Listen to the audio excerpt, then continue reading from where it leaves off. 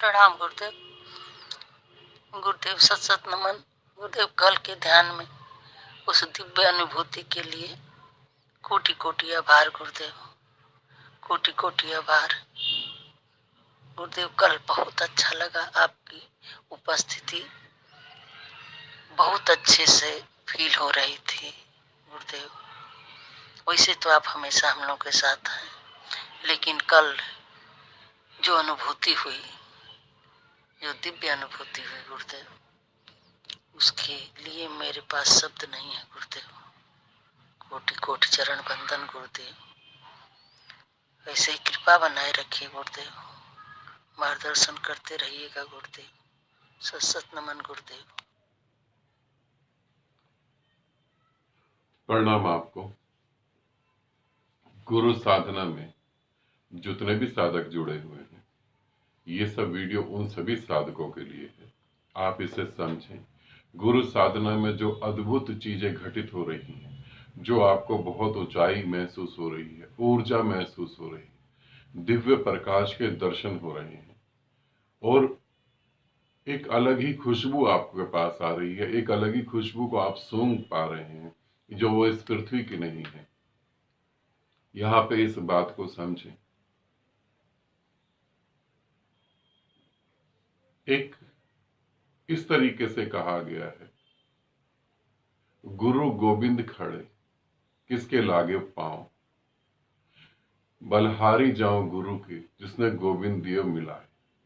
गुरु और गोविंद दोनों खड़े, किसके लगू में पांव, बलहारी गुरु की जाऊं कि उसने गोविंद को मिला दिया। इसलिए गुरु के पांव में पहले पकड़ूंगा और गुरु का धन्यवाद मैं पहले दूंगा जिसने उस गोविंद को मिला दिया।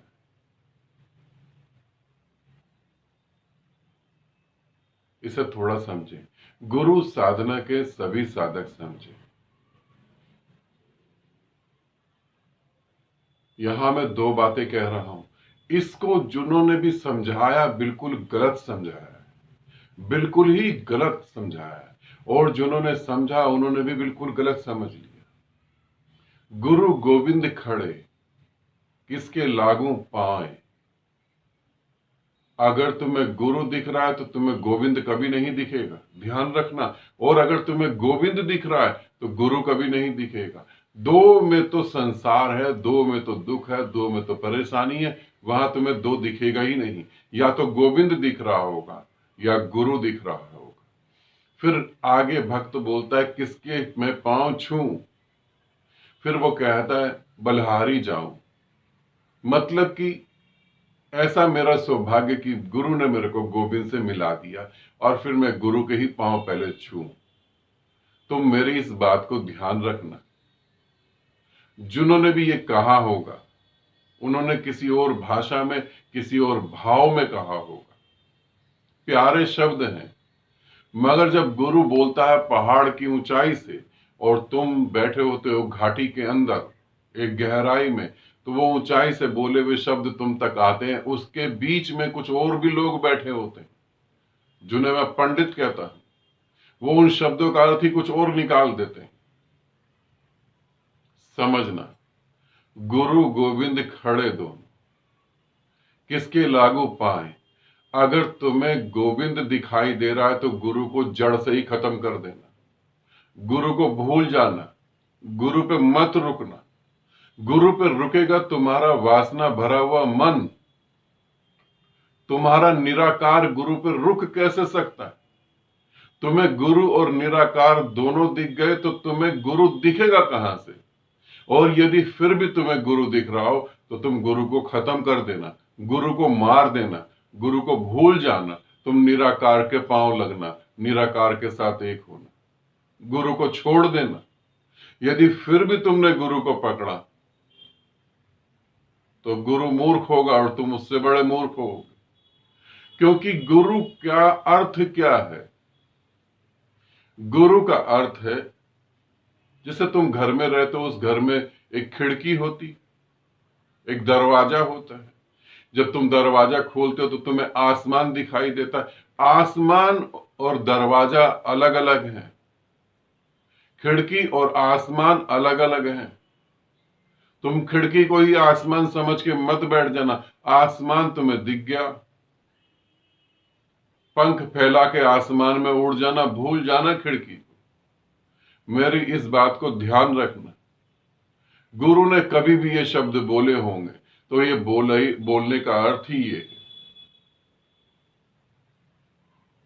कि अब गोविंद के तुम हो जाओ, गुरु को तुम भूल जाओ। और जिन अहंकारियों ने कहा कि पहले गुरु के पांव लगो,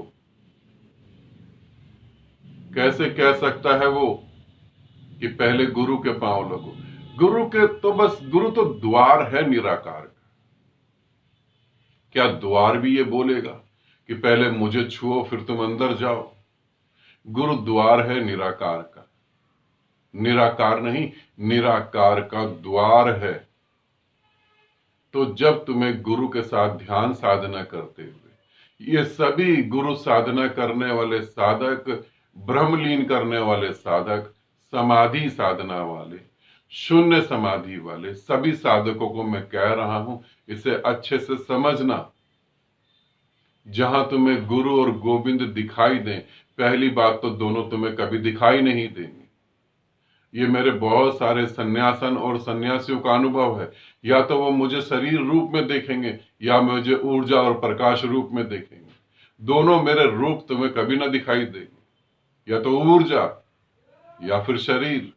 तो समझना, जब तुम्हें ऊर्जा रूप में दिखूं, जब निराकार में दिखूं, तो तुम शरीर को भूल जाना, छोड़ देना शरीर को, क्योंकि शरीर को तुम्हारा मन ही पकड़ेगा। तुम्हारा निराकार, तुम्हारा निरशब्द, तुम्हारा निर्भाव प्रेम कैसे पकड़ पाएगा? नहीं पकड़ पाएगा। मेरे प्यारे साधकों, इसे अच्छे से समझना। कोई भी तुम्हें ये बात का रहस्य नहीं समझाएगा। यहां पर सभी कहेंगे कि गुरु के पांव छुओ पहले, तो क्योंकि गुरु ने गोविंद को मिलाया है। मेरी एक एक बात को ध्यान रखना। बहुत अंधविश्वास है ऐसे प्यारे शब्दों को लेके। गुरु ने गोविंद को मिलवाया है। अरे अगर गुरु ही गोविंद को मिलवा सकता तो पूरे जगत को क्यों नहीं मिलवा देता? फिर क्यों बाकी रह गए और सन्यासी? तुम्हारी श्रद्धा से तुम गोविंद से मिले थे, वो द्वार था सिर्फ। तुम्हारी श्रद्धा और तुम्हारा प्रेम नहीं हो तो गुरु कुछ भी कर लेगा, तुम गोविंद से नहीं मिल सकते। प्रेम में ही, गहरे प्रेम में ही जाना जा सकता है उस गोविंद को। और इतना प्रगाढ़ प्रेम कि गुरु की देह भी तुम्हें न दिखे, जो हो ही रहा है। तो इसीलिए इसको बहुत ध्यान से सुनना, बहुत ध्यान से समझना। मुझे मालूम है तुम मेरी बात पे भरोसा नहीं करोगे, क्योंकि अनंत अनंत जन्मों से तुम्हें यही सिखाया गया है। शोषण करने वाले हर व्यक्ति ने तुम्हें यही समझाया है कि पहले गुरु के पांव छूना, फिर गोविंद के पांव छूना। मगर मैं तुम्हें कहूं, ये सब उल्टा है। और जिस मुख से, जिस प्यारे मुंह से, जिस प्यारे शरीर से ये शब्द निकले थे, उसका अर्थ ही ये था कि गोविंद ही है, अब गुरु नहीं है कहीं। और ये तुम्हारे अनुभव में घटित हो रहा है। तो यहां मैं चिंता जी तुम्हें ये कहना चाहूंगा, जो तुम्हें अनुभूति हो रही है उसी में डूब जाओ, वही परमात्मा है। अब मेरा पीछा छोड़ दो, अब मेरा सहारा छोड़ दो, अब मेरे को लेकर न चलो। मेरा जो काम था वो खत्म हुआ, अब उसमें तुम डूबो। निर्भरता दुख लाती है, निर्भरता पीड़ा देती है। फिर वो चाहे गुरु की निर्भरता ही क्यों ना हो, तुम मेरे पर निर्भर नहीं हो। मेरी मेहनत को तुम सफल बना सकते हो, अगर तुम मेरे पे निर्भर नहीं होगे तो। मैं तुम्हारी बैसाखी बनने के लिए नहीं आया हूं, मैं तुम्हारी आंख खोलने के लिए आया हूं। इसे समझना, गुरु को भी छोड़ना है। संसार पकड़ा हुआ है, संसार को छोड़ने के लिए गुरु है। अब परमात्मा चाहिए तो अब गुरु को भी छोड़ दो, अब परमात्मा हो जाओ। क्योंकि जब तुम्हें निराकार का अनुभव होगा, तो अनुभव जब ही होगा जब तुम अपने भीतर बैठे निराकार को जान पाओगे। अपने भीतर बैठे निराकार को नहीं जान पाए तो निराकार का अनुभव नहीं होगा। ठीक है? तो गुरु एक लिमिट तक ठीक है, एक लिमिट के बाद खतरनाक है। उस खतरे से सावधान रहना। मेरी जरूरत नहीं है। मैं तो सिर्फ एक चौखट की तरह हूं। तुम मेरे से आसमान को देख सकते हो और जब दिखे तो उड़ के चले जाना, फिर मेरे साथ नहीं। चौखट पर रुकना थोड़ी ना।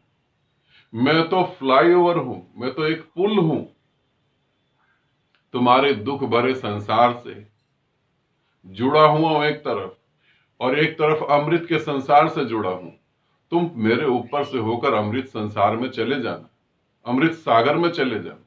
तुम मुझे पकड़ के ना बैठना, बहुत बड़ी भूल कर दोगे, बहुत बड़ी गलती करोगे। कई जन्मों तक इसे सुधारने के लिए कई जन्म लगेंगे। ऐसा नहीं, मैं तुमसे बहुत प्रेम करता हूं, इसलिए मैं तुम्हें दुख में नहीं छोड़ सकता। इसे समझना। आनंदित रहना, सदा खुश रहना। बहुत बहुत प्रेम आप सभी को।